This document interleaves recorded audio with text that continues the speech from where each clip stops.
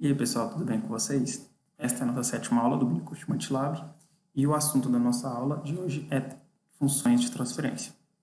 Bom, para quem ainda não teve esse primeiro contato com funções de transferência, que, se eu não me engano, aqui na UF, a gente começa a ver essa matéria em métodos matemáticos, né? Vendo ali Laplace e tudo mais, e depois em Sinais e Sistemas 1 e Sinais e Sistemas 2 é mais aprofundado, certo? Bom, então o que seria uma função de transferência? Seria basicamente a minha saída, certo? Em relação à minha entrada. Então, se eu faço a minha saída sobre a minha entrada, eu encontro a minha função de transferência, certo? E esse meu sistema, geralmente a gente trabalha com diagramas de blocos, né? Com funções de transferência. E vocês vão ver que pode ter blocos em série, paralelo, pode ter realimentação. Então, existem vários conceitos empregados, né, nesse tema de função de transferência, e o MATLAB se destaca bastante nesse termo. É o melhor software para quem é da área de controle e automação, está mexendo com essas funções, certo? Então, você não vai entrar muito no mérito de explicar essas partes mais, digamos, teóricas, porque querendo ou não, a gente tem essas disciplinas para isso, né? E o intuito do nosso mini curso é como a gente utiliza isso no MATLAB, certo? Então, às vezes, essa aula pode ficar um pouco abstrata se você ainda estiver no primeiro ou no segundo período, que ainda você não teve esse primeiro contato. Mas eu recomendo vocês assistirem até o final, e quando vocês estiverem cursando essas disciplinas, vocês voltarem nos vídeos e estarem assistindo, para vocês estarem tirando suas possíveis dúvidas, certo? Bom, então, primeiramente, tem essa função de transferência aqui, e eu quero escrever ela no meu MATLAB, certo? Então, como que eu faço isso? Existem duas formas para você estar escrevendo uma função de transferência no MATLAB. Então, a primeira, eu vou mostrando aqui, ela é bem fácil. Você vai criar uma variável, por exemplo, eu crio uma variável g, e antes de eu começar a digitar a minha expressão, eu coloco tf. Esse tf, ele vem de Transfer Function, certo? Então, eu estou indicando para o meu MATLAB que eu vou digitar uma função de transferência. Então, eu coloco parêntese. Bom, então, nossa função de transferência, a gente vai dividir ela em duas partes, certo? A primeira vai ser um vetor que corresponde ao meu numerador. E o segundo, um outro vetor que corresponde ao meu denominador. Esse vetor, ele é composto pelos termos que acompanham as potências de S, certo? Então, primeiramente, eu vou escrever meu numerador. Vocês podem ver aqui que o meu primeiro termo é 2, depois é 4 e o próximo é menos 6. Então, eu vou digitar meu primeiro vetor, que é 2, 4 e menos 6. Fecho colchetes. Então, esse primeiro aqui é o meu numerador, certo? Coloco vírgula para indicar que agora eu vou digitar meu denominador. E entre colchetes eu coloco meu denominador, que vai ser 1, 7, menos 6 e menos 1. Então, 1, 7, menos 6 e menos 1. Então, se eu rodar aqui meu código, vocês podem ver que ele gerou a minha variável g e ela recebeu exatamente a minha função de transferência, certo? Ele até colocou aqui no final que está no tempo contínuo, certo? Então, é uma função de transferência aqui no tempo contínuo. Bom, então, existe uma outra forma de você estar digitando a sua função de transferência. Como que seria isso? Vou estar aqui comentando a minha função, eu vou estar digitando ela de outra forma. Que forma seria essa? Então, o que eu vou fazer? Eu vou criar uma variável qualquer, no caso eu vou colocar o nome de S mesmo. E ela vai ser a minha variável S da minha função de transferência. Então, para eu indicar que essa variável S vai receber o S da minha função de transferência, né, que é o S de Laplace, o que eu vou fazer? Eu coloco meu TF, Transfer Function, e entre parênteses eu coloco, entre aspas simples, o meu S. Certo? Então, o que eu estou dizendo para o MATLAB? Que toda vez que eu digitar S, a partir de agora, ele vai receber a minha Transfer Function. Então, eu vou digitar a minha função de transferência da mesma forma que eu estou vendo aqui. Ou seja, vai ser, parênteses, 2 vezes S ao quadrado, mais 4 vezes S menos 6, fecha parênteses, dividido por S a terceira mais 7 vezes S a segunda, menos 6 vezes S e menos 1. Então, se eu rodar aqui agora, vocês vão ver que a G1 foi exatamente o mesmo valor, certo? Vou tirar o comentário para a gente verificar que foi a mesma função de transferência gerada, certo? Então, existem esses dois modos. Então, qual modo que você achar que é mais interessante, você pode estar trabalhando.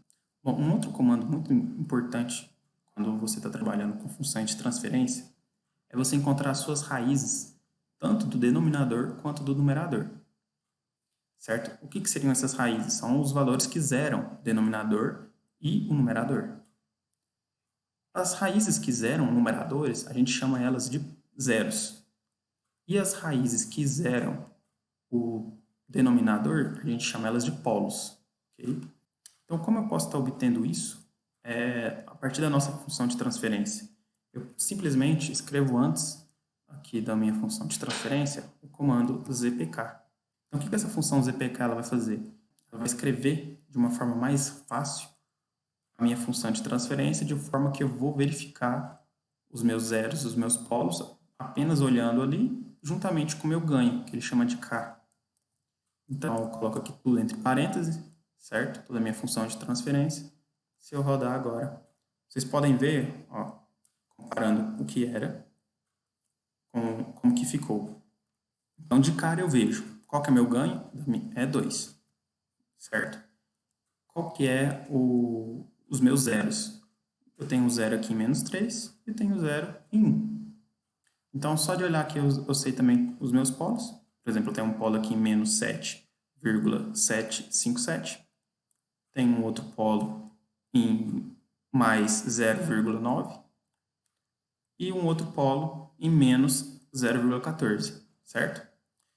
Então, essa função do ZPK, ela serve para isso.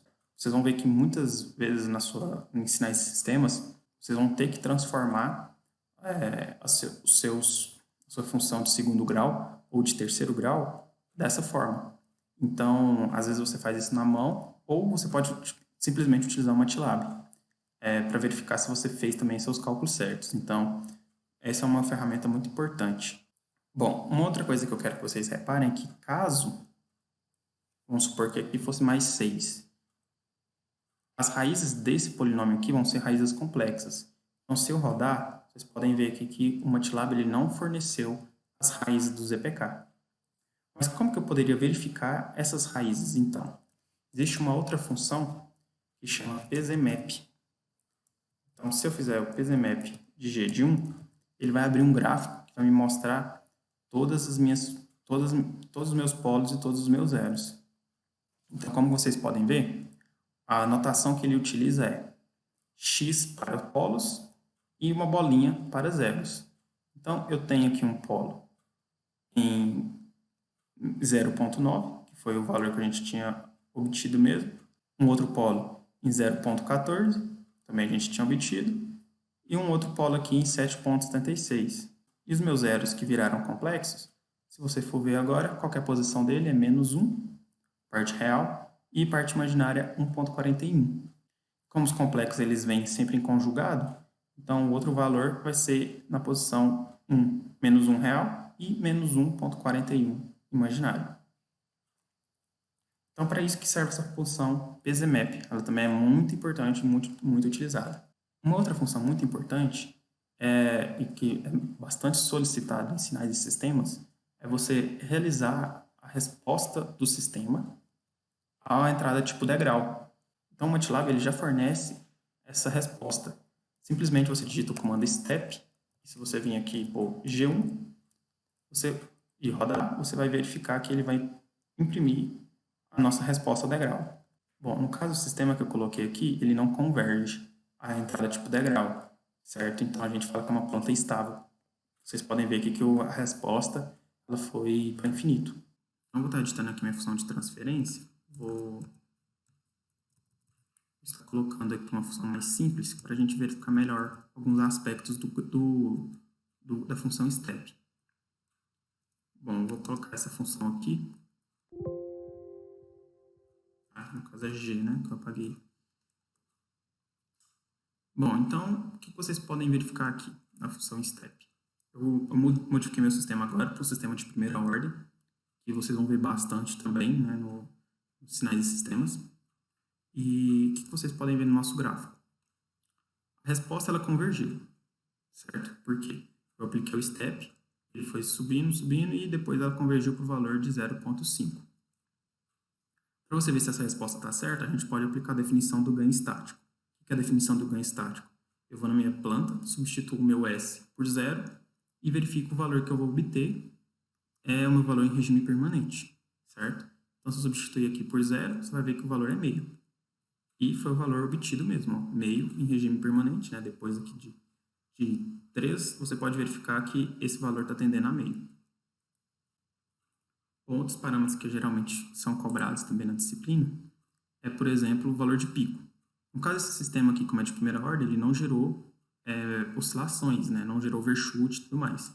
Mas caso ele tivesse dado overshoot, você clicaria aqui, ele te daria o maior ponto, certo? Então seria seu overshoot, ok? Bom, esse outro tempo aqui é o tempo de acomodação de 2%. Também é bastante requisitado. Então, vocês vão aprender a calcular esse valor na mão, certo? Depois vocês podem vir aqui, plotar o seu gráfico e verificar se esse valor foi condizente. Um outro valor muito importante aqui seria o tempo de subida. E como que é a definição do tempo de subida? Seria o valor, o tempo, né, que ele alcança 90%, menos o tempo que ele alcançou 5%. Então, esse é o nosso tempo de subida, né? No caso aqui foi 1.1. Novamente, vocês vão calcular isso na mão e vocês podem vir aqui no MATLAB e verificar se vocês acertaram a resposta. Esse valor aqui é o valor que no caso, o sistema está convergindo, né? No caso, ele está convergindo aqui para meio, valor final. Então, essas aqui são algumas características aqui do nosso gráfico. Bom, vocês podem também estar editando, por exemplo, o nome aqui do título, o nome dos eixos e todos aqueles parâmetros já ensinados na aula de plot, né? Plot de 2D, de gráficos. E a gente vai estar passando por uma outra definição agora, que seria, por exemplo, a função impulse, que também é bastante utilizado. Em vez da entrada ser um degrau, é um impulso, certo? Então, se eu rodar aqui, vocês podem ver que ele aplicou um impulso. E essa foi a minha resposta na saída, ok? Ela é um pouco menos utilizada que a step, mas é importante vocês saberem que existe essa função no MATLAB. Outro gráfico também muito importante é o diagrama de Bode. Para eu estar fazendo ele, basta escrever aqui Bode e minha função de transferência. Então, se eu rodar aqui, vocês podem ver que ele vai me dar a magnitude da minha função, juntamente com a fase. Vocês também vão aprender, tá, a calcular esses gráficos na mão. E, novamente, calculou na mão, vem para o MATLAB, verifica se vocês acertaram. Então, o MATLAB ele serve muito como um gabarito. Eu não vou entrar no mérito, né, de como faz, porque não é o nosso intuito aqui. E também tem um outro comando que é muito importante, que é o Sizzle Tool. Como que funciona o Sizzle Tool? É onde você vai projetar o seu controlador. Ou então, como que funciona o Sizzle Tool? O Sizzle Tool nada mais é que você vai projetar seus controladores, ok? Caso aqui ele vai abrir esses 3 gráficos, a gente pode minimizar esse daqui, que não é tão interessante. E aqui, nessa aba, vocês vão estar projetando o seu controlador, certo? Temos aqui a arquitetura. Vocês podem estar clicando aqui e verificar a arquitetura que é. Então, o que eu tinha mostrado para vocês, basicamente, foi o G, concorda? Nossa função de transferência. E em sistemas alimentados, vocês vão aprender a projetar esse controlador, certo? Geralmente esse H aqui e esse F são 1, mas pode receber outros parâmetros, aí vocês podem estar vindo aqui importando do próprio MATLAB esses valores, mas geralmente eles são 1, ok? E então vocês podem estar projetando o seu controlador a partir do lugar das raízes aqui, que vocês podem ver que ele criou um lugar das raízes, que minha função de transferência, ela tem apenas um polo, em -2. Aí ele veio e criou aqui o lugar das raízes com base nisso. Eu posso estar vindo aqui adicionando polos reais, polos complexos, zeros também. e assim ir projetando meu controlador. E à medida que eu for adicionando coisas, por exemplo, eu vou adicionar um integrador. Vocês podem ver que o meu gráfico de diagrama de Bolt modificou e minha resposta no degrau também. Então, eu vou projetando, sempre olhando essas telas. Então, é bastante importante essa função, ok? Que vocês vão ver aí mais para frente também na disciplina, como que projetar essas coisas, como projetar de forma mais coerente, ok? Isso aqui foi só apenas uma introdução, ok, gente? A funções de transferência. Claro que tem muita coisa ainda que vocês podem estar utilizando aqui no MATLAB, ok? Se vocês querem fazer multiplicação também de funções de transferência, você pode estar fazendo multiplicação normalmente, ok? Operações matemáticas, enfim. Então, pessoal, essa aqui foi a nossa aula de funções de transferência. Creio eu que deu para vocês aprenderem pelo menos um pouco aí, né? Ter uma noção de como que funciona. Na próxima mini coisa a gente vai estar aprendendo um pouco do Simulink, ok? Que é diagramas de blocos também, como vocês podem estar montando seus diagramas de blocos lá e fazendo as suas simulações por lá também. Bom, então, no mais foi isso. Muito obrigado pela atenção. Qualquer dúvida, deixe nos comentários e deixe seu like. Obrigado.